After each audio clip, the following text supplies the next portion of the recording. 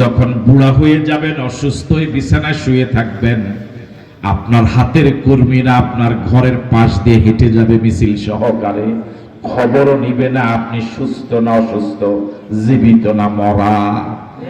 ঠিক নয় কি? পীরের কাছে আপনার কদর বেড়েছে যেদিন পীরের বাড়িতে উরুসের সময় অনেক দামি গরু এবং মোষ দেওয়ার বয়স হয়েছে। ঠিক নয় কি? পীরের কাছে কদর বেড়েছে যেদিন পীরকে মোটা অঙ্কের হাদিয়া দেওয়ার উপযোগী হয়েছেন।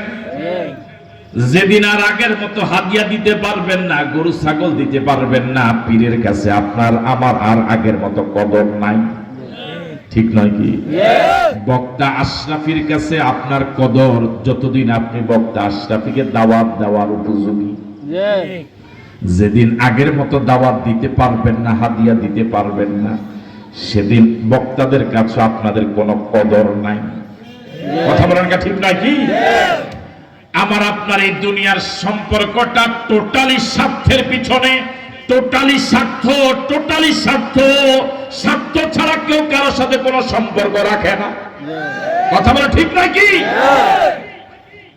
আমার ভাইয়ারা, আলেম বলেন, পীর বলেন, বক্তা বলেন, নেতা বলেন, সবার সাথে সম্পর্কটা টোটালি স্বার্থ কেন্দ্রিক। আল্লাহ রাব্বুল আলামিন আমাকে আপনাকে সৃষ্টি করেছেন একমাত্র দয়া করে, মায়া করে তার গোলামি করার জন্য, আর তামাম সৃষ্টি জগৎ সৃষ্টি করেছেন মানুষের খেদমতের জন্য। আল্লাহ আকবার বলবেন। ওই সূর্য কার খেদমত করে? কথা বলে না কেন? এই অক্সিজেন কার খেদমত করে? তামাম সৃষ্টি জগৎ খেদমত করে মানুষের। আর মানুষকে সৃষ্টি করেছেন আল্লাহ গোলামি করার জন্য। কার? আল্লাহ রাব্বুল আলামিন বলেন, ওয়ালাকাদ খালাকনাকুম সুম্মা সাওয়ারনাকুম। ও বান্দা, আমি আল্লাহ তোমাকে এককভাবে সৃষ্টি করেছি। তোমাকে মানুষ হিসেবে সৃষ্টি করার পিছনে তোমার দলের কোনো অবদান নাই, নেতার কোনো অবদান নাই। 16 আনা অবদান কার? সুতরাং 16 আনা গোলামি হবে কার? সিদ্ধান্ত নিতে পারবো যে আল্লাহ ছাড়া আর কারো গোলামি করব না। সিদ্ধান্ত নিতে পারবো? কারা কারা নিতে পারবো? দুহাত তুলে দেখাই।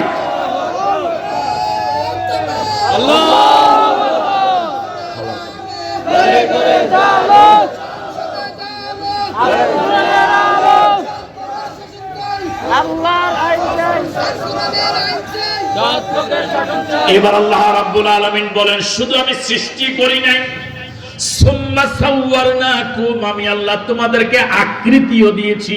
আল্লাহু আকবার বলবেন। বর্তমান পৃথিবীতে 810 কোটি মানুষ। আল্লাহর কসম করি বলি, আল্লাহর কসম করি বলি, আল্লাহর কসম করি বলি, এই 810 কোটি মানুষের একজনের সাথে আরেকজনের চেহারার কোনো মিল নাই। সুবহানাল্লাহ বললেন। ডানে বামে তাকায় দেখেন, আপনাদের সামনে পিছে ডানে বামে যতজন আছে, কারো চেহারার সাথে কারো চেহারার মিল আছে? কথা বলে না? কাছে কারো চেহারার সাথে কারো চেহারার মিল নাই, কারো চোখের সাথে কারো চোখের মিল নাই। শুধু চেহারা নয়, একজনের কণ্ঠের সাথে আরেকজনের কণ্ঠের মিল নাই। এমনকি একজনের কাশের আওয়াজের সাথে আরেকজনের কাশের আওয়াজের মিল নাই। মসজিদে গেছেন, যান তো আপনারা মসজিদে? ওরা যায় না মনে হয়? যান। আপনি সামনের কাতারে দাঁড়াবেন, একদম পিছনের কাতারে একজনে কাশ দিছে, আপনার পরিচিত মানুষ, আপনি কিন্তু পিছনে ফিরে তাকান নাই, কিন্তু কাশের আওয়াজ শুনেই আপনি কিন্তু বুঝেন আমার ছোট কাকু। হ্যাঁ, বুঝে যায়? তাহলে একজনের কাশের আওয়াজের সাথে আরেকজনের কাশের আওয়াজের, এমনকি আল্লাহ কি কুদরত, একজনের হাঁটার আওয়াজের সাথে আরেকজনের হাঁটার আওয়াজের মিল নাই। সুবহানাল্লাহ, তা বলবেন না?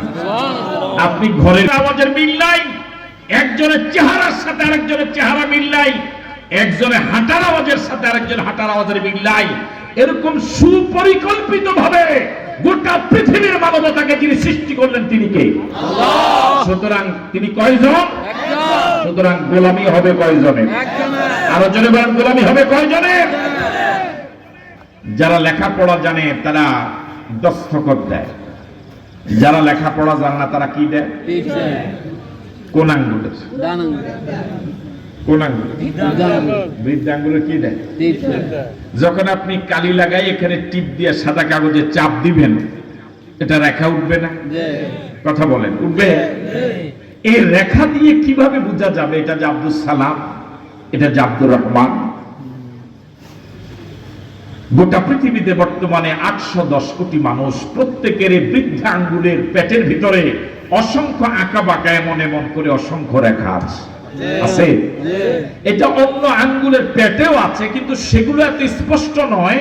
বৃদ্ধ আঙ্গুলের পেটের রেখাগুলো যত স্পষ্ট। আল্লাহর কসম, 810 কোটি মানুষ নয়, কিয়ামত পর্যন্ত যদি আরো কয়েক হাজার কোটি মানুষ আসে, একজনের পেটের এই আঁকা বাঁকা রেখার সাথে গোটা পৃথিবীর আর কারো এই রেখার মিল হবে না। এরপরও কি বলবেন আল্লাহ নাই? এরপরও কি বলবেন আল্লাহ নাই? তাহলে গোলামি হবে কার? আল্লাহ রাব্বুল আলামিন বলেন, ওয়ালাকাদ খালাকনাকুম, আমি আল্লাহ তোমাদেরকে সৃষ্টি করেছি, সুম্মা সাওয়ারনাকুম, তোমাদেরকে আকৃতিও দিলাম। এই হলো এক ব্যাখ্যা। দ্বিতীয় ব্যাখ্যা হলো, আমি আল্লাহ তোমাদেরকে সৃষ্টি করেছি মানে তোমাদের আদি পিতা আদমকে সৃষ্টি করেছি। আমাদের আদি পিতার নাম কি? আরো জোরে বলেন। গোটা পৃথিবীর উপরিভাগের মাটির নির্যাস থেকে তার বডিকে বানানো হলো, শুকনো রোদের ভিতরে শুকানো হলো, এমন বডিটা টাইট হলো, আওয়াজ দিলে পরে আওয়াজ হয়, টোকা দিলে পরে আওয়াজ হয়। এরপর আল্লাহ রূহ দিলেন, 60 হাত লম্বা। আল্লাহ আকবার বলবেন। লম্বা কয় হাত? আদমকে সৃষ্টি করার পর কুলনা লিল মালাইকাতি ইসজুদু লি আদম, সব ফেরেশতাকে আমি বলেছিলাম এই আদমকে সম্মান করো, সম্মান সূচক সিজদা দাও। ফাসাজাদু ইল্লা ইবলিস, সব ফেরেশতারা সিজদা দিয়েছিল, সম্মান জানিয়েছিল, শুধু জানায় নাই কয়জন? একজন। আর আস্তে কোন কয়জন? নাম কি? ইবলিস। আরো জোরে বলেন। ইবলিস। শুধু একজন জানায় নাই। লাম ইয়াকুন মিনাস সাজিদিন, যারা মাথা নত করেছিল, সিজদা দিয়েছিল, সম্মান জানিয়েছিল, আল্লাহর আদেশের কাছে যারা আনুগত্য প্রকাশ করেছিল, ইবলিস তাদের অন্তর্ভুক্ত হয় নাই। সবাই সিজদা দিয়েছিল। আল্লাহ রাব্বুল আলামিন ইবলিসকে প্রশ্ন করেছিলেন, ক্বালা মা মানাকা আল্লা তাসজুদা ইয আমারতুকা। আল্লাহর সাথে ইবলিসের কথা হচ্ছে, মনোযোগ আছে আপনাদের? ক্বালা, আল্লাহ রাব্বুল আলামিন বললেন, মা মানাকা আল্লা তাসজুদা ইয আমারতুকা, আমি যখন তোকে আদেশ দিয়েছিলাম সিজদা দিতে, তোকে কিসে বারণ করলো যে সিজদা দিলি না? ক্বালা আনা খায়রুম মিনহু, ইবলিস আল্লাহর সামনে জবাব দিচ্ছে, আমি তার থেকে ভালো। নাউজুবিল্লাহ বললেন। আমার ভাইয়েরা, গোটা তামাম জগতে সর্বপ্রথম যুক্তিবাদীর নাম হলো ইবলিস। সর্বপ্রথম যুক্তিবাদীর নাম কি? ইবলিস। আরো জোরে বলেন। ক্বালা আনা খায়রুম মিনহু,